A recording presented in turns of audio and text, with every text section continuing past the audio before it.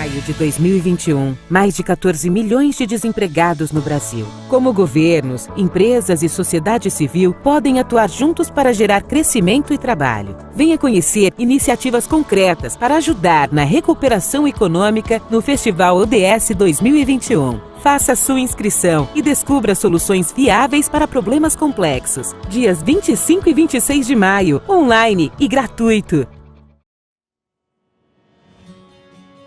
Responsabilidade social e ambiental dentro de uma empresa representam estratégia de negócio, visão de futuro. As empresas que têm hoje a preocupação com atitudes cidadãs criam novas perspectivas de negócios e contribuem também com um mundo mais justo, igualitário e sustentável. E por isso estão alinhadas com a Agenda 2030, que mobiliza países do mundo inteiro.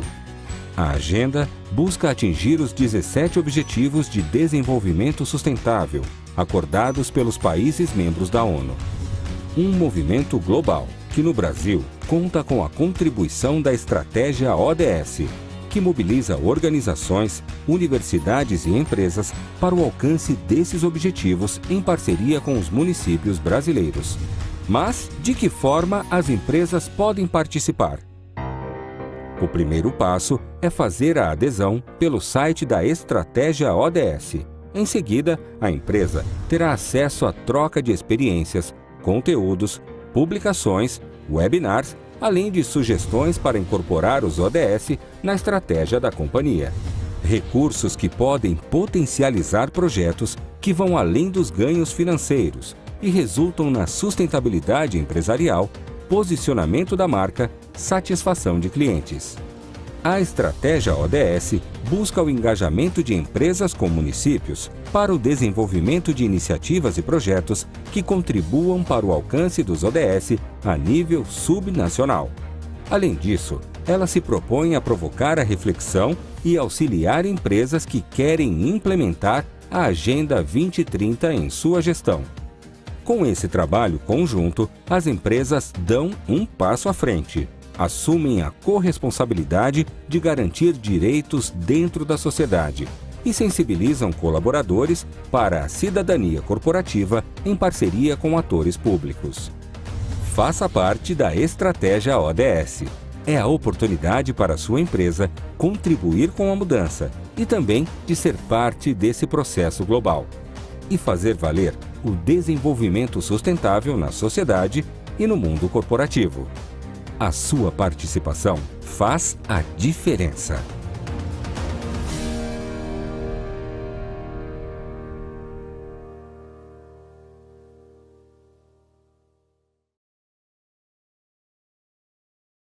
Festival ODS 2021. Faça sua inscrição e descubra soluções viáveis para problemas complexos. Dias 25 e 26 de maio, online e gratuito.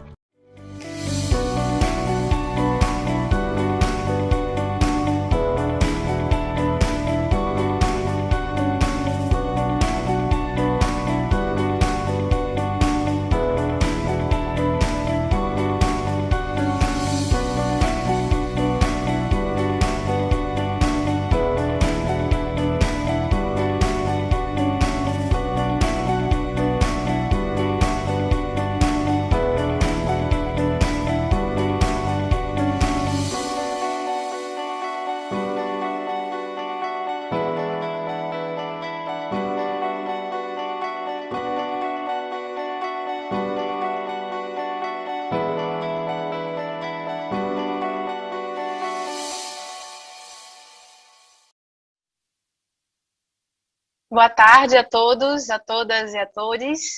Eu sou Helena Grundke, diretora da Agenda Pública. Minha audiodescrição: sou uma mulher branca, de cabelo castanho claro, estou com uma blusa estampada de vermelho e roxo e atrás de mim uma parede branca e verde com algumas prateleiras. Queria dar boas-vindas a vocês que estão nos assistindo na nossa sessão sobre a recuperação do comércio e do setor de serviços, que a gente tem observado, né, e sofrido na pele, vendo muito de perto como que isso como esses setores estão sendo um dos mais impactados aqui, especialmente no Brasil, onde a gente tem uma base de geração de renda, de emprego exatamente nesses setores. Eu estou aqui hoje muito bem acompanhada, tem aqui o Ian Prates, que vai nos trazer algum panorama geral e ajudar a gente na proposição de soluções também para o caso que a gente viu no vídeo. Temos a Luísa Helena Trajando, que tem liderado iniciativas inovadoras, especialmente no setor varejista, e a Francine Lemos, que vem trazendo também uma inovação, principalmente olhando a parte social, que ela vai explicar um pouquinho para a gente hoje com o Sistema B. Bom, o setor do comércio e do serviço, como eu falei, ele é um dos setores mais impactados na pandemia, né? A gente está vendo principalmente que ele tem um recorte especial quando a gente olha para territórios, quando a gente olha para o tamanho dessas empresas, desses comércios de serviço, quando a gente olha recorte de gênero, de raça, porque a gente vê comércios, principalmente os de rua, né, aquelas pequenas lojas, aqueles pequenos serviços que estão ali, eles são os primeiros a serem impactados, os primeiros a serem fechados. A gente está vendo uma massa de desempregados, uma massa de pessoas que estão com dificuldade de gerar renda. E para traçar um pouquinho esse panorama de como que a gente está colocado aqui no Brasil, qual é o nosso desafio, eu vou convidar o Ian para falar um pouquinho desses dados para a gente e contextualizar a nossa fala, a nossa conversa de hoje, para a gente pensar em soluções, como no caso que a gente viu agora no vídeo. Bom, obrigado, Helena. Primeiro de tudo, boa tarde. Boa tarde, Luísa Helena Trajano. Boa tarde, Francine Lemos. Boa tarde ao pessoal que está nos assistindo. Queria agradecer o convite da Agenda Pública e acho que é uma discussão super importante para a gente trabalhar e pensar soluções viáveis para um crescimento inclusivo embora a gente ainda não possa falar de um pós-pandemia, né, mas nesse cenário que a gente se encontra hoje. Eu vou falar um pouco sobre, eu acho que esse case que foi apresentado para a gente, ele é uma ilustração muito exemplar, né, do que tem ocorrido no setor de comércio e serviço no Brasil desde o início da pandemia, né. Nesse pequeno case, a gente tem vários elementos que apresentam os impactos, né, sobre os setores de comércio e serviço de modo geral. A gente tem parte das iniciativas governamentais que foram tentadas e estão sendo renovadas, como o Programa de Preservação do Emprego da Renda. A gente tem um pouco da indicação do perfil dos trabalhadores e trabalhadoras mais afetados e afetadas, e a gente tem também a centralidade assumida pela tecnologia nessa crise, né? Dada essa diversidade, essa complexidade do fenômeno, eu vou tentar abordar um pouco e chamar atenção para dois pontos que eu acho que têm sido muito destacados nessa pandemia, mas, na minha visão, não suficientemente destacados, tá? O primeiro deles diz respeito ao efeito da pandemia, a especificidade dessa pandemia no mercado de trabalho, especificamente quando a gente pensa na inserção feminina no mercado de trabalho. Tá? E o segundo tem a ver um pouco com os efeitos da exclusão digital e, mais especificamente, da exclusão financeira digital. Tá? Eu vou abordar esses dois temas e tentar traçar uma conexão entre eles, porque eu acho que eles são importantes não apenas para a gente entender os efeitos e dar um diagnóstico da pandemia, mas também para a gente pensar em soluções inclusivas nesse futuro que já está aí na frente, batendo na nossa porta. Só vou dar um dado rápido para contextualizar. Quando a gente compara o ano de 2020, né, que foi o auge ali da pandemia, com o ano de 2019, o setor mais afetado em termos de redução do volume de postos de trabalho é o setor de alojamento e alimentação, com 26% negativo, né, de redução de postos de trabalho. Logo em seguida vem os serviços domésticos, logo em seguida a arte, cultura, recreação e construção civil. Mas o que eu queria chamar a atenção são dois pontos aqui. Tá? O primeiro é que o setor de comércio e serviço foi, de longe, o mais afetado, né, tanto no setor formal como no setor informal, mas existe uma dinâmica muito específica da pandemia, que é o seguinte: dos 10 setores mais afetados ao longo da pandemia, 5 são majoritariamente femininos, entre os 5 mais afetados, e 6 são majoritariamente negros. Então, a gente vê como que a pandemia tem um efeito muito específico por conta de um choque exógeno, né? Que não é uma crise ordinária, como a gente teve em 2015 e 2016. As medidas de distanciamento social, restringimento da atividade econômica, ela tem trazido desafios adicionais para essa situação, e a gente não pode ver essa crise tal como a gente vê as crises ordinárias de 2015 e 2016, as crises que a gente teve anteriormente. Tá? Para pegar o primeiro ponto, né, e fazer o gancho com a questão da inserção feminina no mercado de trabalho, eu gostaria de destacar a exclusão da força de trabalho feminina nesse momento específico, que ele é causado, por um lado, tanto pelo fato de que as mulheres estão majoritariamente inseridas no setor de comércio e serviço, né? Ou seja, é um setor majoritariamente feminino, né? Mas também tem a ver com uma dinâmica própria da pandemia, que é uma tendência, essa exclusão das mulheres, ou seja, a dificuldade das mulheres de se inserirem, ou de se reinserirem depois que elas são desligadas, está muito relacionada à sobrecarga do trabalho doméstico não remunerado, que recai sobre as mulheres, em combinação com o fechamento de outros serviços essenciais, né? Então, aí a gente pensa nas creches, as escolas e os outros serviços de cuidado profissional. Um dado muito alarmante que a gente pode para ilustrar esse cenário, por exemplo, é que entre as pessoas que não procuraram trabalho ao longo da pandemia, né, mas que gostariam de ter trabalhado, entre os homens, somente 1% disse que não procurou trabalho porque tinha que cuidar de parentes ou da casa. Entre as mulheres, esse percentual era de 14%. Esse dado em si já mostra a sobrecarga dos afazeres domésticos, né, sobre as mulheres. Só que pior do que isso é que ao longo da pandemia, enquanto a gente olha no tempo, enquanto os homens se mantiveram em 1%, as mulheres cresceram de 14% para 21%. Ou seja, a sobrecarga que já existia, ela cresceu em torno de 30% ao longo da pandemia. Tá? O que a gente está vendo, então, é que essa não é uma crise ordinária, né? Como eu já destaquei. Só que eu gostaria de destacar um terceiro ponto, né, que eu acho que é importante, e também foi ilustrado pelo nosso case, que tem a ver com o acirramento da digitalização. Tá? No nosso case, a empresária Lilian Varela, ela tentou, sem sucesso, um serviço de delivery, provavelmente mediado por aplicativos e plataformas de entrega. Né?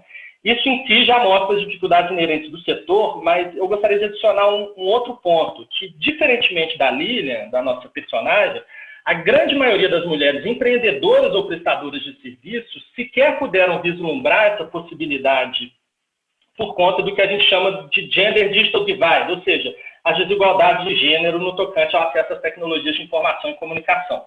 Mais do que isso, eu acho que a gente pode falar de uma desigualdade de inclusão financeira digital. Tá? Por exemplo, a gente sabe que no mundo todo a probabilidade das mulheres terem acesso à internet é 12% menor do que a dos homens. O mesmo vale para a inclusão financeira digital. Enquanto daqueles que têm acesso à internet, 23% dos homens realizam transações financeiras via internet, e isso é fundamental para a gente pensar na recuperação do setor de comércio e serviço, o percentual para as mulheres é de apenas 18%. No Brasil não é diferente, e essas diferenças se aguçam ainda mais quando a gente pensa na desigualdade social entre aqueles que estão na base da pirâmide de distribuição de renda e aqueles que estão no topo, né? O que a gente tem até agora nesse panorama, o que é então? Então é uma crise específica, né, que afetou particularmente o setor de comércio e serviços, que são majoritariamente femininos. Em segundo lugar, a gente tem o fato de que as mulheres são mais afetadas por conta de desigualdades na distribuição de afazeres domésticos e das tarefas de cuidado. E em terceiro, a gente tem uma desigualdade digital e de inclusão financeira digital, justamente no momento em que a digitalização se acirra a níveis que a gente nunca viu, né? Já estava se acirrando antes da pandemia, e a pandemia colocou a questão das tecnologias de informação e comunicação ainda mais no centro da nossa vida cotidiana. Bom, dado esse panorama não muito animador, vamos dizer assim, como que a gente pode pensar numa recuperação inclusiva, né, do setor, levando em conta essas tendências? Por um lado, é possível hoje a gente pensar numa recuperação do setor que não esteja vinculada aos avanços da tecnologia, isso é um fato, né? Por outro, a gente vê que essas desigualdades se acirram e as mulheres têm mais dificuldade de se reinserir no mercado e que no setor que é justamente aquele mais importante para a inserção feminina, né? Então, eu vou terminar aqui falando rapidamente, sinalizando alguns pontos que me parecem muito importantes para a gente pensar nessa recuperação e, mais do que isso, argumentar que a gente tem uma oportunidade histórica para isso, de certa forma, né? A situação não está boa, mas em situações que são ruins, às vezes aparecem algumas oportunidades que a gente pode repensar as desigualdades da nossa sociedade, repensar a forma como a gente tem lidado com essas desigualdades historicamente, tá? Em primeiro lugar, eu acho que, mais do que nunca, é imprescindível a gente precisa colocar a agenda do cuidado no centro das políticas públicas, por um lado, e das iniciativas do setor privado, por outro. Isso envolve pensar uma articulação do setor privado com o setor público, que permita, por exemplo, criar arranjos institucionais que levem em conta aspectos relacionados à jornada de trabalho, ao uso de tecnologias sociais, seja nos locais de trabalho, como programas de empresa que privilegiem essa dinâmica do cuidado feminino, como da arquitetura da proteção social, né, de modo que possam ser adotadas para minimizar as consequências que a sobrecarga das tarefas domésticas e de cuidado tem sobre a inserção feminina no mercado. E que acaba também afetando a inserção masculina, porque você tem toda uma dinâmica, né? Ninguém está sozinho. Em segundo, precisamos criar também formas de incentivar a inclusão digital, né? Como eu já apontei, talvez focar talvez um pouco mais na inclusão financeira digital das mulheres, né? A gente sabe que essa inclusão depende em larga medida do que a gente chama de infraestrutura digital. Não adianta nada a gente pensar em acesso à internet se não tem uma antena de internet, né? Mas, por outro lado, não depende só de infraestrutura digital. Às vezes as pessoas tendem a achar que o acesso à digitalização depende exclusivamente de ter acesso à infraestrutura. Não, a gente pode pensar que mesmo com limites de infraestrutura, e a gente toca em temas como as desigualdades territoriais, as desigualdades regionais, a gente sabe que diferentes regiões do Brasil têm acesso diferente à digitalização, à internet, assim por diante, a gente pode criar incentivos a essa forma de inclusão, né? A gente pode pensar em políticas públicas que envolvem uma relação digital entre o cidadão e o Estado, como no caso de políticas de transferência de renda com enfoque de gênero, como é o caso do Bolsa Família e o auxílio emergencial que digitalizou esse processo. A gente também pode pensar em incentivos colocados pelo setor privado, como programas digitais de acesso ao crédito, disponibilização e desenho de produtos financeiros e comerciais para atender às necessidades e preferências de públicos específicos em plataformas digitais. Isso é uma coisa que a China fez e está nadando de braçada nesse aspecto. E fomentar transações digitais que podem tornar visíveis os chamados invisíveis da nossa sociedade, embora a gente saiba que eles nunca foram invisíveis, mas que nessa pandemia eles acabaram sendo invisibilizados pelos dados, pelos cadastros, seja das empresas, seja do governo, né? Então, eu gostaria de terminar destacando essa integração, essa relação, essa conexão que existe entre esses três pontos. Eu acho que a gente tem muito para discutir sobre a recuperação do setor de comércio e serviços, e mais do que isso, sobre uma recuperação inclusiva, e eu acho que essa agenda de recuperação inclusiva e de redução das desigualdades passam inevitavelmente por tocar nesses pontos, tanto de inserção da força de trabalho feminina, de minimização da exclusão digital, e pensar como que assim a gente pode ter um futuro mais promissor nesses próximos meses aí, que aí acho que está todo mundo esperando para a gente melhorar de situação, né? Eu vou ficar aqui, eu espero que eu não tenha passado meu tempo, Helena, e estou aberto aí para a gente discutir. Não, Ian, muito obrigada pelo seu panorama. Eu acho que trouxe destaques importantes: gênero, raça, território, a diversidade e as desigualdades que nós temos aqui no Brasil, e o aspecto da tecnologia, né? Porque a gente vê uma romantização, por um lado, da tecnologia e uma tentativa de achar que, como você disse, basta infraestrutura. Mas, às vezes, a gente esbarra em situações, por exemplo, onde a pessoa não tem um celular adequado para ter mais um aplicativo, por exemplo. Então, como que a tecnologia, por si só, ela não resolve, né, o escoamento dos produtos, a disponibilização do serviço para todo mundo. Mas ele é um ponto importante, ele precisa ser lapidado, precisa ser amadurecido e precisa ser mais democrático. E aí, olhando para a tecnologia, para plataformas, economia de plataformas, eu queria convidar a Luísa também para falar um pouco sobre as transformações do varejo, né? Ela liderou um movimento muito rápido de apoio aos pequenos comércios, pequenos serviços. Queria que ela contasse um pouquinho dessa história e como que a gente consegue pensar em soluções onde a tecnologia ela possa cada vez mais, de fato, ajudar os comerciantes e os serviços a serem escolados, e como também trazer mais valor agregado, né? Porque, por um lado, a gente está vendo um escoamento desses produtos de uma maneira um pouco mais rápida com a tecnologia, mas, por outro, esse contato de um para um, que é o diferencial, para muita gente, né? Como é que a gente consegue romper isso com a tecnologia? Luísa, por favor. Bom, boa tarde, Ian, boa tarde, Francilina, prazer, Helena, estar aí com você. Primeiro, gente, eu fui a CEO de crises, e como o Ian falou, eu nunca vi uma igual. Isso não é nem crise, é uma tempestade das maiores que existe. Pela primeira vez, lógico que eu tenho medo, como todo mundo, mas eu fiquei paralisada 2 dias, porque eu tenho um pouco diz que intuição é um tipo de inteligência e experiência. E eu tenho um quadro que eu mostrava antes das minhas palestras, toda a crise, apagão, saída do Collor, enfim, congelamento. Eu mostrava, olha, tal, de repente veio uma tempestade no mundo inteiro, né? E realmente foi, eu nem chamo isso de crise, viu?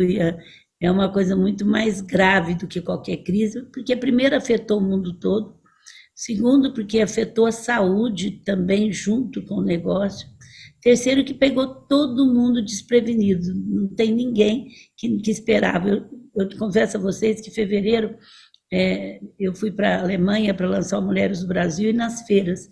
Eu até, Helena, não vi chinês lá, mas a gente achava que era uma coisa só da China, que aquilo lá era uma coisa que era um vírus que nasceu lá, que ia morrer lá. Daí, um mês que eu cheguei, estava com 1.000 lojas fechadas. Então, assim, é uma coisa muito rápida, foi tudo. A primeira coisa que eu fiz foi assim, eu sempre fui muito voltada para micro e pequena empresa, muito, desde 86, eu sou parceira do Sebrae. Isso aí nem não é porque eu fui pequena, porque independente de propósito, que eu sempre gostei, 85% do emprego no Brasil é vindo da pequena geral, e 55% é do emprego formal. Então, a pequena, micro e pequena e média empresa, ela dá um sustentáculo, seja ela de mulher ou de homem, seja ela muito grande. Então, eu falei, puxa, o Magazine o Magalu estava numa situação, pela primeira vez a gente tinha caixa, porque a família vendeu 10% em novembro e colocou dentro da empresa. Então, assim, nós tínhamos caixa e o Magalu já era 50% digitalizado, quer dizer, então já ajudava muito. E eles foram muito rápidos, e que eu achei muito interessante, que a primeira coisa que eu queria passar, eu tenho muito medo de quando a empresa está muito bem, que você acomoda, você acomoda menos quando ela não está bem, e eles não, fizeram de conta que eles não tinham nada, e criaram o parceiro Magalu e cuidaram da saúde. Mas o que eu quero dizer nesse caso que eu vi da Lília, que eu também tinha lido antes, é o seguinte, Lília, eu sei que o setor de turismo, de bar, foi muito prejudicado, muito. Tanto é que a primeira coisa, junto com o IDV, que é o Instituto do Varejo, que nós fomos fazer, e eu fiquei 2 semanas, logo depois dos 2 dias eu passei a agir, foi tentar, junto com o governo, do Ministério da Economia, criar medidas urgentes, como o Ian falou, porque eu também analisei, nenhum país, né, Ian, que tem essa crise igual uma guerra, não adianta ver PIB, não adianta ver nada, tem que injetar dinheiro que não piora mais.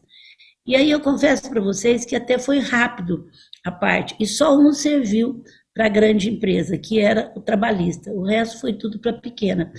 Aí eu vou contar, estou falando as medidas criadas. Aí o que eu coloquei logo em seguida? Eu fui colocar Depara, porque, Helena, esse protocolo é tão pesado que ninguém, já com susto, amedrontado, consegue ler. Aí o pessoal falava, Luísa, mas eu não tenho férias para dar, mas eu não tenho... Gente, mas mudou a lei. Aí eu cliquei, D como era, para, e saí distribuindo isso. Assim, eu fiz 420 lives o ano passado, que eu fui desde o Saara, do Rio de Janeiro, até pequena empresa em Dubai. Então, assim, que eram brasileiros que moravam. Então, isso foi. Agora, o que eu queria dizer para a Lília é o seguinte, o que é ser digital, e não só para ela, para todo mundo? Digital, gente, não é uma tecnologia, não é um aparelho, não é um suporte. Digital é uma cultura. E é muito difícil a gente não ver como tecnologia. O digital é uma cultura que mexe profundamente com o tipo de gestão, com o modo de pensar da gente. É como a gente tivesse que fazer uma lavagem no modo de pensar e colocar outro lá. Porque o digital é você ser simples, você fazer diferente, você aprender a errar e redirecionar o erro, você aprender a acertar e multiplicar os acertos, você não viver com planejamento estratégico no papel, é você começar fazendo da ponta para cá. E é muito difícil, Helena, a gente entender que o digital é uma cultura. É muito difícil. Geralmente, realmente, eu concordo, o Magazine Luiza tem como missão dar acesso a muito que é privilégio de pouco, eu entendo isso, mas não é um aparelho celular melhor que vai resolver o problema de uma cabeça que não é digital. E é muito difícil, não é fácil mudar. Então, a primeira coisa, a gente tem que entender o que é esse novo tipo de gestão que já vinha, né, uns 5, 6 anos se mostrando. Eu comecei na década de 90, tirando sala, botando participação nos resultados, era chamada meio de louca, porque estava muito longe do seu tempo, investindo em equipe. Então, e na pandemia, ela foi acelerada. Em 2019, eu fiz 10 lives no meu Instagram, assim, levando uma loja física que tinha 20 anos, mas que já estava vendendo no WhatsApp, que já estava vendendo só para mostrar, Francelina, que não era, que tem que entrar no digital. E isso eu estou falando antes da crise. Levava uma cabeleireira que já era para falar, olha, eu agora mostro meus produtos, faço isso. Levava a vendedora do Magazine, nossa, fiz 10 sessões. Quando acabou, eu falei, puxa, vai demorar muito entrar o digital, por mais que as pessoas gostavam, tá, para mostrar que o digital é simples. Eu vou contar uma história minha. Eu sempre sou novidadeira, adoro o novo, mas eu nunca tinha entrado nas redes sociais, até que eu sempre comprava coisa nova. Realmente, como a Helena falou, eu tenho condição de comprar um tablet, uma coisa, mas nunca tinha entrado. Até que uns 6 anos atrás, eu perdi de 30 mil a 1.000 do netinho de 4 anos. Eu não gosto de perder nem de neto, que é a coisa melhor do mundo, hein, gente? Aí o mais velho chegou e falou, falei, Pedro, eu perdi do Antônio, aí o que eu faço? Treina todos os dias, não desista. E aí eu estou contando essa experiência. O que eu fiz? Eu comecei a pegar esse Instagram, e comecei a treinar. A primeira coisa que os outros falam é assim, deixa eu fazer para você, os mais jovens. Não. Aí minha filha falava assim, puxa, você está fazendo umas fotos horríveis, ainda abre o Instagram, menina, eu sou pública, eu tenho que abrir. Mas não fui, eu fui aprendendo, eu sou muito determinada para saber que eu não sei e depois aprender. Assim, eu assumo, não sei, igual essa conectação digital. Quando eu vi que eu não sabia o que era Zoom, eu comecei a estudar tudo. Hoje eu dou até aula de luz, de fundo, de tudo mais. Bom, então, eu quero só dizer para Lília, que realmente, Lília, a sua área foi muito afetada, mas o que eu mais falei para a pequena durante o tempo é que o que será que você podia ter feito até lá para você ter um pouquinho mais de capital de giro. Eu não estou negando o que aconteceu, gente, é uma crise total, eu não estou negando, mas geralmente, como a gente nunca viveu, por que eu estou falando isso? Porque também, como o Ian falou, é um aprendizado. E se a gente só pôr desculpa no momento difícil, e que eu também já tive momentos dificílimos, que eu não sabia como ia usar, outro dia abrir a empresa. Então, assim, é importante. Eu tenho ajudado muito o turismo, a área de restaurante sofreu muito. E, assim, o que eu quero dizer? Você pode recomeçar, você tem vibração, mas depois que você acalmar, porque é muito duro o que você viveu, analisa o que você poderia ter feito para não te pegar tão de surpresa, uma coisa que você era tão apaixonada do jeito que você é. E aí eu quero me dirigir a todos.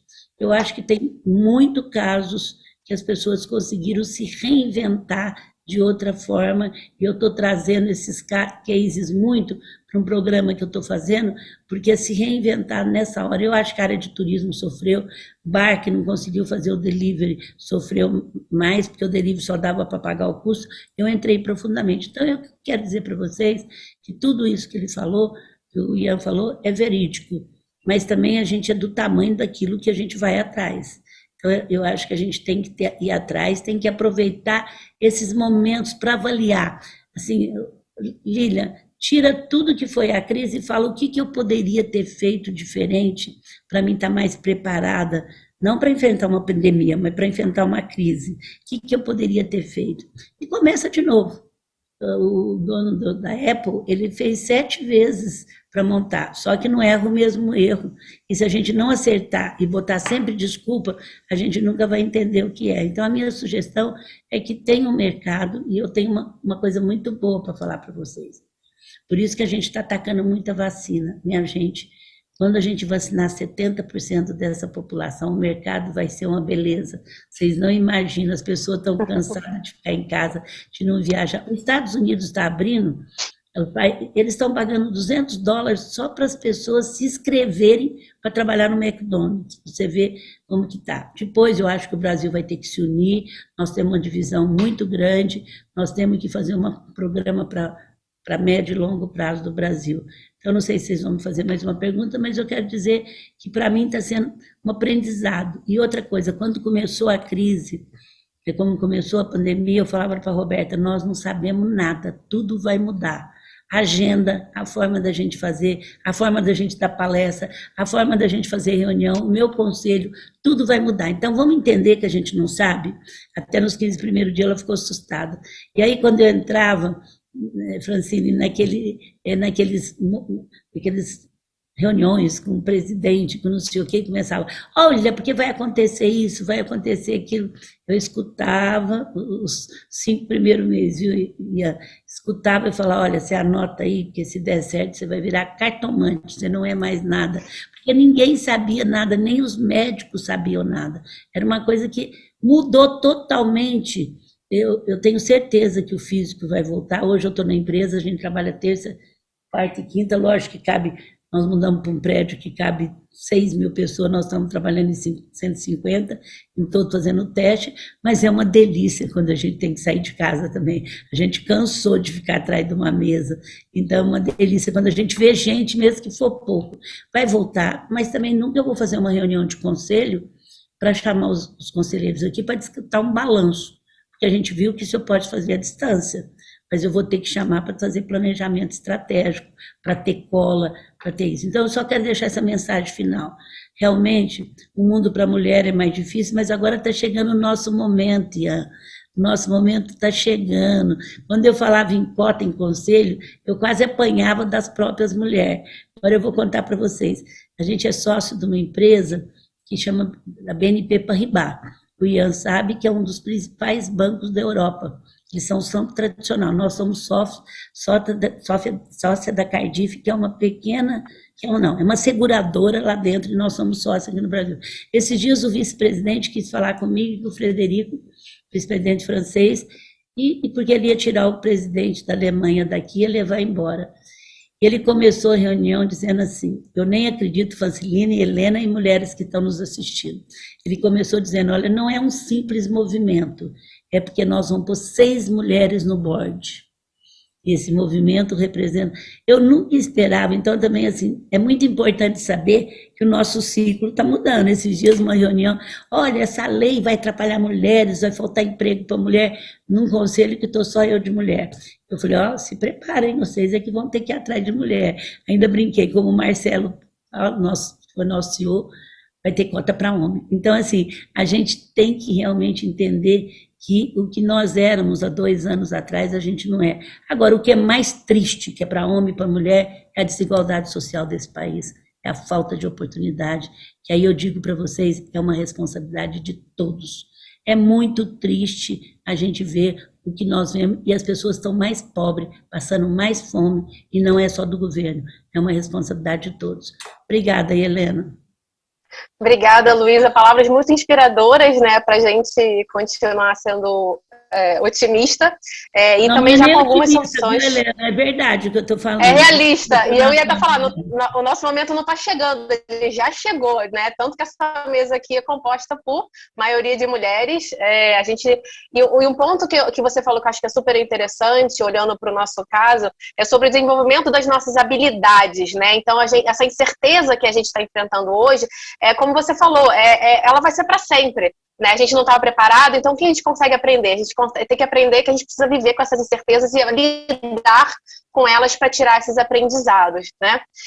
E um dos mecanismos, olhando para o comércio, que da própria Lilian, que trouxe a questão, uma das ferramentas para tentar passar por esse processo que a gente está passando agora de reinventar é um processo de financiamento, né? Um mecanismo de financiamento, pensar em algumas formas da gente continuar sobrevivendo enquanto todos não estão vacinados, enquanto a gente não consegue ir para as ruas e com a força total movimentar a economia. E aí eu queria convidar a Francine para falar um pouquinho sobre o Sistema B, né, que ela lidera. Ela vai contar um pouquinho para a gente. Eu gosto até de uma frase do Sistema B, que ele não é uma posição, ele é uma direção. E eu queria pedir para ela contar um pouquinho o que é o Sistema B, né, como é que a gente olha para essa questão social dentro da economia, e também a experiência deles com o financiamento, né, porque a gente também tem que tomar bastante cuidado quando a gente olha para o financiamento, que ele não pode ser feito de qualquer maneira. A gente tem que tomar cuidado para que a gente não tenha daqui a pouco um conjunto de pessoas enorme, endividados, que não conseguem nem fazer o seu comércio, o seu serviço avançar tanto e nem pagar as parcelas, né? Então, como é que a gente consegue se estruturar e melhorar o planejamento, que é também destaque que a Luísa trouxe, né? Como é que a gente consegue se planejar melhor para que a gente consiga passar por essas ondas um pouco mais saudáveis, né, Francine? Ótimo. Um prazer estar aqui com vocês, Ian, Helena, Luiz Helena, que eu tanto admiro. Bom, o Sistema B é um movimento global que nasce nos Estados Unidos com uma visão muito clara. Eu acho que a crise, a pandemia, e concordo com a Helena que é muito mais do que uma crise que a gente está vivendo, na verdade só está mostrando para a gente que as bases como a gente estruturou a nossa sociedade não funcionam. Então, a gente tem um modelo econômico que ruiu, então tá falido. E o Sistema B, ele nasce com uma visão de que, e reconhecendo a relevância de governos, né, e de outros atores, mas com uma visão muito clara de que sim, os negócios podem contribuir para a gente resolver as principais questões do nosso tempo. E eu acho que a crise ela só revela algumas questões muito, muito essenciais. Eu acho que desigualdade ela já estava aí e ganhou uma escala, como o Ian trouxe, enorme, sobretudo em algumas populações que a gente já via vendo isso acontecer, com mulheres, negros, né? Aqui no Brasil a questão de desigualdade está totalmente associada à questão racial. E a gente precisa, para atuar no século XXI, ter um novo jeito de fazer as coisas, um novo jeito de pensar, e isso passa muito pelos negócios. Então, o Sistema B é um movimento que existe para apoiar as empresas a fazer essa transição para a nova economia. O que significa atuar na nova economia? É ajudar a construir um sistema econômico que é inclusivo, que é equitativo, que vale para todo mundo, e que é regenerativo. Aqui a gente já está falando de regeneração. A gente mexeu tanto no planeta que esse vírus ele é uma consequência dos nossos atos, e talvez ele seja mais um de muitos que virão. Então, a gente tem um senso de urgência muito grande em mudar a forma como a gente se organiza, como a gente atua e principalmente como a gente faz negócios. Então, hoje em dia, não dá para falar mais que um negócio que paga imposto, gera emprego, é um negócio que é suficiente o que ele faz, né? Hoje os negócios precisam ir além, eles precisam cuidar das pessoas, precisam cuidar dos seus colaboradores, precisam cuidar do planeta. Então tem uma preocupação muito maior. No centro do movimento B estão as empresas B certificadas, que são as empresas que passam por um rigoroso processo de assessment, um processo de verificação de como elas entregam valor para todos os seus públicos. Elas cuidam do seu colaborador, elas cuidam do planeta, elas cuidam do fornecedor. Como está a responsabilidade dessa empresa perante todo mundo? E essa nova lógica, esse novo jeito de pensar, o que a gente percebeu no ano passado, na contramão dos dados do IBGE, que as empresas B são também muito mais resilientes. Por que isso acontece? Porque são empresas que estão pensando no longo prazo, sustentabilidade, né? Passa por ser uma empresa lucrativa, com certeza, mas também passa por uma empresa que está pensando na sua sobrevivência. A Luísa trouxe esse exemplo de crise, como a empresa está se preparada para uma crise. Uma empresa que não pensa só no seu resultado no final do mês e está pensando como ela vai gerar valor para todo mundo, é uma empresa que é mais resiliente. Então, só para dar um exemplo, no ano passado a gente tem hoje no Brasil 216 empresas B. Só uma fechou, do setor de turismo, que foi um setor muito afetado. Então, além delas serem empresas que, pelo que a gente entende, elas estão olhando o longo prazo, elas têm uma comunidade de apoio, e isso faz toda a diferença. Então, eu lembro quando a gente começou a crise, Logo, a gente se conectou com as empresas B da Europa, que estavam algumas semanas na frente, para entender, porque é aquilo, né? Ninguém sabia o que ia acontecer. Empresa que tinha fábrica, então como lidar? Como parar uma fábrica, né, no meio dessa pandemia? Então, a gente conseguiu gerar muita prática, muita troca entre as empresas, e isso foi ótimo. E a gente criou um programa de crédito para as empresas. Então, assim, as empresas B têm perfil, elas estão de todos os segmentos, de todos os tamanhos, mas majoritariamente são empresas pequenas e médias, né, que são empresas muito inovadoras que estão pensando de um jeito diferente, com uma lógica diferente. E a gente entendeu que eram essas empresas que a gente precisa beneficiar. Então, a gente criou um programa de apoio a essas empresas, que a gente chama no mundo das finanças de peer-to-peer. É um empréstimo, na verdade é um empréstimo, que a gente cria um fundo, né, que inclusive a Magalu apoiou, Gerdau, grandes empresas apoiaram a criação de um fundo filantrópico que cobre o risco, mas a gente conecta via uma plataforma digital pessoas que querem emprestar dinheiro para as empresas que passaram por um perfil.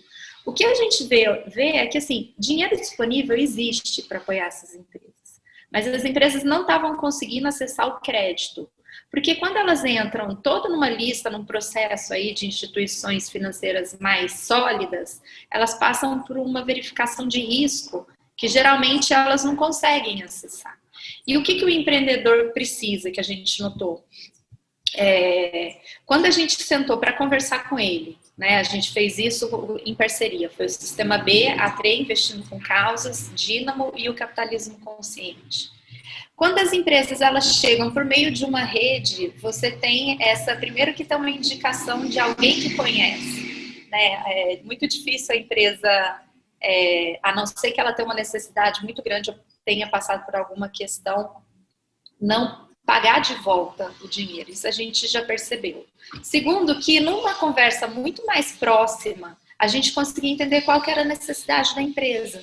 Então, de imediato, a resposta é digitalização. A gente sabe que as empresas que já estavam mais digitalizadas, elas passaram melhor pela crise. Mas a gente começou a notar que as empresas precisavam de outras coisas, como gestão, melhorar seu fluxo de caixa, aprender a fazer gestão financeira. São questões muito básicas para um negócio parar de pé, que a gente, com a parceria e com uma equipe de voluntários, conseguiu, junto com o empréstimo, também aportar um capital humano, aportar um know-how, e assim, essas empresas, a gente conseguiu salvar várias empresas dessa crise. Então, eu acho que quando a gente fala de nova economia, uma reflexão muito importante é o que o meu dinheiro nutre? Né? E o convite que a gente fez, vamos colocar o dinheiro, investidores, empresas que são as sementes de um novo futuro que a gente acredita, que são empresas B, que são empresas que geram impacto, e por meio do que elas fazem, elas estão construindo uma nova sociedade.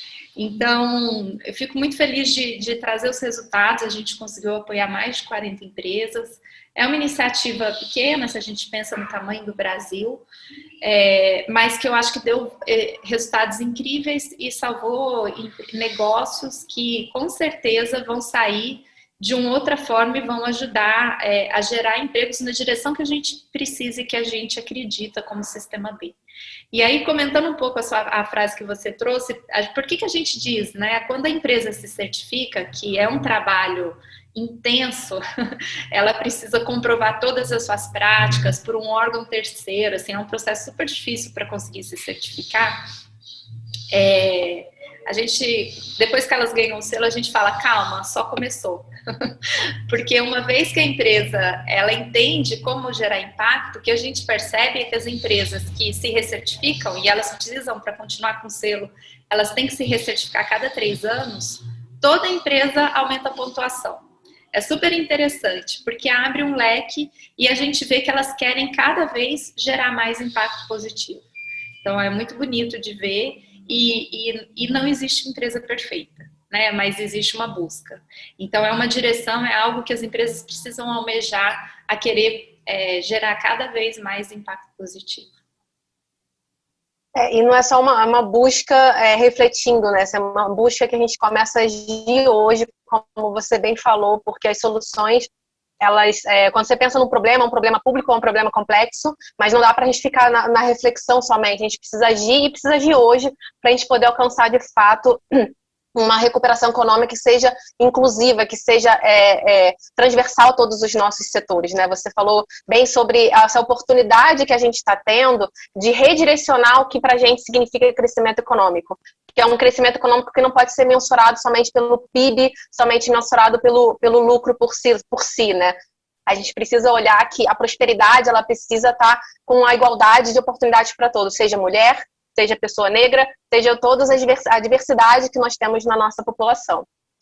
A gente tem algumas perguntas, eu queria começar pelo Ian. Ian, em relação a políticas públicas especialmente focadas para governos municipais,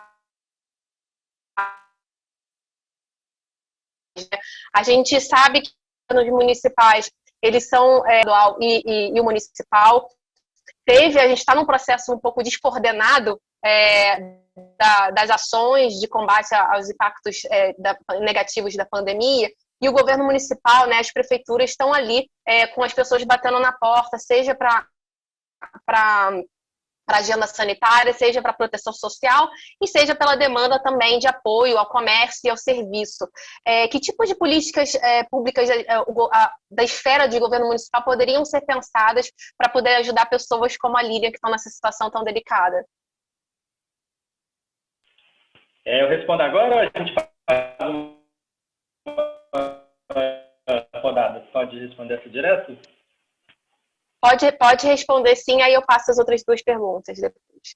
Tá. Eu acho assim, em primeiro lugar, quando a gente observa a forma como a pandemia foi gerida no Brasil, e é o que você acabou de falar, né? A gente tem uma discussão muito grande entre União, Estados e municípios, né? Desde o início da pandemia, acho que ficou muito claro que uma situação quase catastrófica, como que envolve a pandemia, ela exigia uma capacidade de coordenação e de ação de todas essas esferas de governo. Do ponto de vista do governo federal, algumas iniciativas foram realizadas. Do ponto de vista estadual, alguns estados lançaram algumas políticas específicas, né, dependendo da sua capacidade fiscal, isso varia muito. E municípios, realmente, a situação dos municípios, especialmente se a gente pensa nos municípios menores, essa situação é mais difícil, porque os municípios vivem, de fato, uma restrição fiscal muito maior. Boa parte dos recursos dos municípios vem do Fundo de Participação dos Municípios. E, embora tenha havido repasses ao longo da pandemia, eu acho que por uma questão que foi direcionada, muito ocorreu tentando, de certa forma, minimizar os impactos na saúde, que era um fato. Compra de equipamentos de saúde, de leite, enfim, tudo que era, em princípio, mais urgente, né? O que a gente pode pensar do ponto de vista das iniciativas que os municípios podem almejar nesse momento, eu acho que passa por vários pequenos aspectos. Por exemplo, os municípios podem ter um papel importante na forma de articulação de intermediação da mão de obra, embora seja uma política que dependa do CINE, né, que envolve toda a Política Nacional de Trabalho. Os municípios podem ajudar, né, nessa articulação e prover arranjos institucionais que permitam com que aqueles que se encontram, de certa forma, excluídos do mercado de trabalho, seja enquanto empregados ou pessoas que perderam seus empregos, ou seja, enquanto aqueles que desejam inovar, empreender, como é o caso da Lívia, né, que se trata de uma empreendedora, de uma empresária, isso exige uma capacidade do município de prover os meios para que isso ocorra. Eu acho também que um segundo ponto, que os municípios são muito importantes no Brasil, quando a gente pensa nessa articulação entre o setor econômico e os efeitos sociais da pandemia, diz respeito à capacidade dos municípios de chegarem naqueles que são afetados. Querendo ou não, é o município que está ali no dia a dia em contato com cada um dos seus cidadãos. A gente vê isso no caso das políticas sociais, dos CRAS, etc., né? Então, eu acho que passa muito pela capacidade dos municípios realmente desse contato maior que eles podem ter com os empresários, né, com o setor econômico do município, mas sempre tentando articular com a força de trabalho para que não haja um descompasso, né, para que a gente não tenha o que a gente chama de desencontro entre oferta e demanda de trabalho no momento em que a gente não sabe exatamente para onde que está indo a recuperação econômica. Só um dado rápido, saiu recentemente o dado do CAGED, né? Saiu hoje, na verdade, o CAGED, como meia hora antes da gente entrar aqui na nossa discussão, saiu o dado do CAGED sobre o desempenho do mercado formal em abril, né? Se eu não me engano, foram geradas em torno de 120 mil vagas de emprego. A gente tá aos poucos, né? Foi um mês muito difícil por conta da pandemia. A gente teve algumas políticas de lockdown, enfim. Mas eu acho que a gente está no momento de pensar em formas de inserção da força de trabalho para que não haja esse descompasso de fato em que a gente observa entre oferta e mão de obra de trabalho.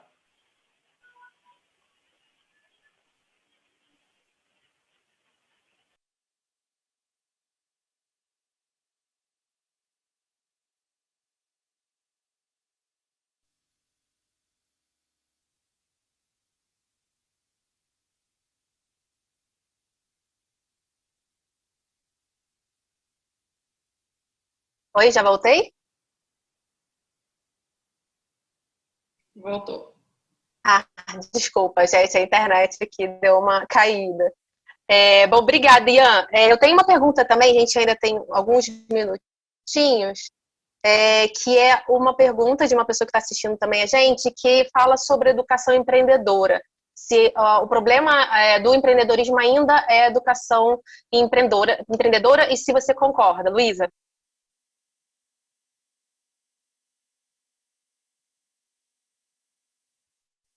Tá no mudo.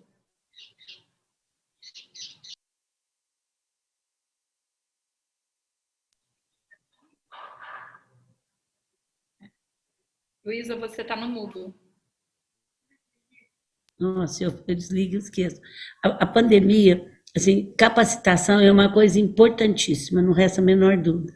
O que eu mais senti na pandemia é que custou chegar o dinheiro para a pequena empresa. O sistema é muito difícil, tinha dinheiro.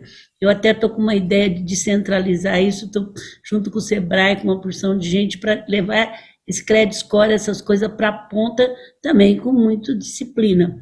Mas custou. Por outro lado, a falta de capacitação e a informalidade da pequena ainda é muito grande. Tinha uns que não tinha registro de funcionário, tinha outro que não tinha quanto que eles vendiam por mês, e não consegue tirar dinheiro se você não tiver a formalidade. Hoje tem o Simples, tem tudo isso. Então, a capacitação, e gente, olha, eu nunca vi ter tanto curso, tanta coisa para capacitação.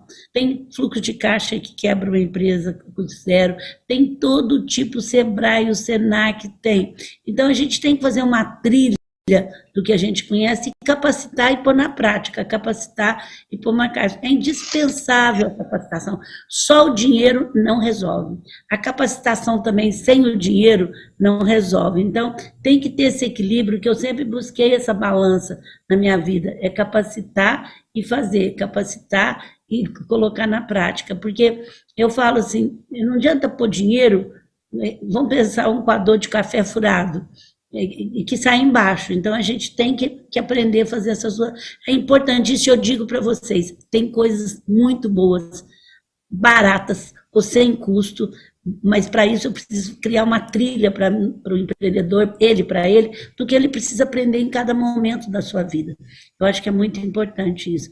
Eu só queria dizer para a Francine que eu quero explicar um pouquinho mais simples o que é a empresa B2 para o povo que não está assistindo.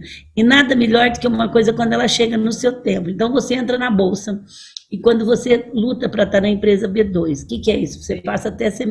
Hein? Então, sistema B, gente, isso aí. Então, entra para estar melhor. E eles já exigiam, para você entrar nisso, uma série de coisas que hoje quem está exigindo é o investidor que está investindo na gente. Então, de primeiro, você ter só o lucro a curto prazo, e fazer era muito fácil. Hoje, se você não cuidar da igualdade, se você não tiver diversidade, se você não cuidar do país, da coisa, você também não está tendo valor. Eu nunca esperava, Francine, eu nunca pensei que eu fosse ver isso nessa época. Em 2011, quando eu entrei na Bolsa, eu falava de tudo isso, eu brincava com o nosso CFO, não vai te dar um $1, nem um EBITDA a mais, mas eu vou continuar falando. E hoje eu sou tão convidada, gente, não é mais uma questão de eu querer fazer. Para valorizar, precisa ter o sistema B que ela está falando, que há muito tempo eles valorizam muita coisa, e não só o resultado final daquele trimestre, como o mercado deu valor nisso a vida toda e de repente eles viram que isso não era legal só, que tinha a ver de mais coisa. Então eu só estou passando por uma linguagem, viu? Porque eu gostei tanto do que vocês falaram, para entender que agora chegou seu momento, né, Francine? Chegou seu momento. É isso aí. Alguma coisa a pandemia tem que trazer um lado positivo, e eu acho que trouxe muito mais consciência para o mundo dos negócios e principalmente para o investidor. Então, assim, eu acho que agora chegou para onde vai o capital, para onde vai o dinheiro. A gente sabe que as pessoas olham com mais calma e o investidor está fazendo uma mudança muito grande no mercado. Eu acho que vai acelerar essa transição. Eu esperava que eu fosse convidada para falar de propósito, o investidor. Estou te falando, 2011, eu nunca esperava. Mas sabe por quê também, gente? Né, Ivan, seus números devem estar mostrando, o consumidor brasileiro aprendeu a ser mais protagonista do seu país. Então, ele exige que a sua empresa, que a empresa que você compre tem coisa sustentável, cuida bem das pessoas, pensa no Brasil. Então, ele não está mais preço e pronto. Você me fez barato, me interessa. Ele está muito mais consciente que o seu país tem que ir bem. E aí o mercado financeiro vai buscar o que o consumidor final está buscando. Isso aí. Francine, algumas pessoas estão aqui muito perguntando onde conseguem mais informações sobre o Sistema B. Se você puder passar para a gente antes da gente encerrar, que a gente já passou um minutinho. A gente tem um site que é sistemabbrasil.org, org de ORG. Se vocês conseguirem compartilhar, lá tem todas as informações de como se certificar, o que é o movimento, quais são as empresas bem certificadas no Brasil. Acho que é o principal local para as pessoas se informarem. Obrigada, Francine. Bom, a gente está aqui no Festival DS exatamente para pensar em soluções, né? No nosso caso aqui para o setor do comércio e serviço, a gente viu um conjunto aqui de soluções e caminhos para todo mundo, seja para governo, seja para o próprio empresário, seja para grandes empresas, seja para a sociedade civil. O objetivo do festival, inclusive, é lançar esse movimento de uma recuperação econômica que seja inclusiva e ter um plano para isso, né? Porque a gente ainda não tem um plano para isso, a gente tem muitas variáveis que precisam ser consideradas. Então, cadê o plano? É o movimento que a gente está lançando, e o movimento aqui na agenda pública que a gente chama de movimento Reset, né, que é o movimento de recuperação inclusiva, em que a gente pode resetar a nossa economia para um novo modelo de desenvolvimento econômico. Inclusive, hoje a gente tem café sobre esse movimento Reset e o Fundo REM, que é um mecanismo de financiamento exatamente para soluções para apoiar o comércio e o serviço frente a todos esses impactos da pandemia. E eu também queria encerrar pedindo a gente já passou um pouquinho, mas eu acho que é extremamente importante que vocês dessem uma mensagem final. E aí a mensagem final considerando os futuros possíveis que a gente quer para o nosso país, né? Não existe só um futuro, existem vários futuros, e como que a gente consegue fazer esses futuros possíveis, reduzindo a desigualdade, mas não só reduzir por reduzir, né, essas desigualdades, mas também elevar a qualidade de vida de todo mundo, como a gente estivesse realmente resetando a nossa economia e a geração de renda. E aí eu vou passar a palavra, então, para você, Francine, que foi a última a falar aqui, e aí depois a Luísa e o Ian, e aí eu encerro depois, tudo bem? Bom, o que eu gostaria de deixar de recado é que a gente tem pouco tempo e o futuro que a gente vai construir depende de cada um de nós. Então, a gente está no momento de agir. E deixo uma provocação para que cada indivíduo, no seu papel, seja ele como investidor, como um colaborador de uma empresa, como um empreendedor, que faça o que é possível dentro do seu papel.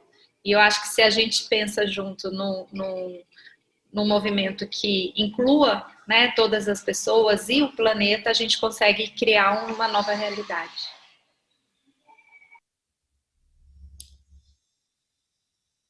Bom, eu também concordo, e eu estou pregando muito, gente, só unidos, sem a gente pensar só no nosso quintal, pensando no planeta, pensando nós vamos conseguir sair dessa. É muito sério. Então, entre no movimento, assuma o Brasil, assuma politicamente, não estou falando de sair candidato, entre no movimento que possa ajudar para que a gente unidos possa sair disso. Mais do que nunca, você tem que pensar no todo, do que pensar só em você, só no seu negócio, como a própria Francine falou, é muito importante. Então, assim, comece fazendo o possível, de repente você está fazendo o impossível. Então, é muito importante fazer possível agora. Vamos largar de pôr fake news, vamos cuidado com os fake news. A vacina não vira chip, não vira nada, é a única saída para que a gente possa sair desse lugar. E não vamos falar, fulano está sem máscara, vamos fazer a campanha, quem está vacinado precisa usar máscara, a pandemia é sério, precisa vacinar 70% da população, não adianta empresário comprar vacina agora, a vacina tem que ser para todos, então, por favor, nos ajude o Brasil e ajude você mesmo. É muito importante, é a união, é a única coisa que nós vamos chegar em algum lugar. Obrigada, Helena, obrigada a vocês, adorei os dois também. Vou levar vocês lá no IDV qualquer dia. Muito obrigada. Parabéns, Helena, para a condição e parabéns ao festival também, que eu vi a programação, está muito legal. Obrigada, Luísa. Ian? Obrigado, Helena, muito obrigado pelas palavras, obrigado, Francine. Bom, eu acho que a gente está num momento decisivo, né, que a gente precisa pensar que uma articulação mais efetiva entre setor público e setor privado é extremamente importante, né?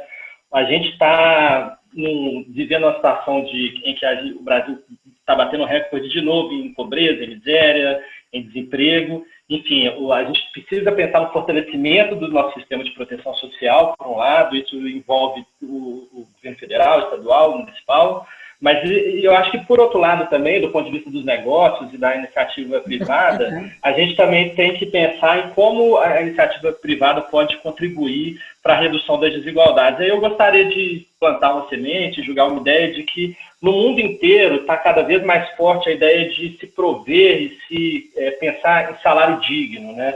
Quando a gente pensa em salário mínimo, o salário mínimo, a gente vê que muitas vezes o salário mínimo não é suficiente para prover o suficiente para uma família de 4 pessoas, enfim, às vezes o salário mínimo não dá conta dos custos de vida para prover uma vida decente para uma família. Então, eu acho que talvez o setor privado incorporar um pouco a agenda do salário digno, que está sendo cada vez mais veiculada, principalmente na Europa, como nos Estados Unidos, como em vários países, inclusive países menos desenvolvidos do que o Brasil, do ponto de vista da atividade econômica, na África, na Ásia, eu acho que é uma grande oportunidade, porque não só provê bem-estar para as famílias, mas também aumenta a própria capacidade de consumo e uma melhor inserção no mercado de trabalho, gerando um círculo virtuoso dos negócios, do consumo, das famílias e do bem-estar. Então, queria terminar com essa última mensagem, agradecer de novo, agradecer a Luísa Helena, agradecer a Francine e a Helena, muito obrigado ao festival. Obrigada, Ian, também pelas suas palavras. Os três fecharam com chave de ouro aqui. Eu convido todos, a Lilian, com tantas soluções aqui, mas eu convido também todos, governos, empresas que também têm interesse em entender melhor o movimento Reset, para acompanhar a gente na sessão do Movimento Reset, para a gente também estar com o Fundo REM, que é um mecanismo importante para a gente apoiar o comércio e o serviço. Então, vem com a gente, Lilian demais, vem com a gente nessa discussão e, mais do que discussão, soluções práticas e viáveis que todos nós podemos fazer. Muito obrigada pela participação de todos. Obrigada novamente, Ian, Francine e a Luísa. Obrigado, gente. Um abraço. Nada, gente.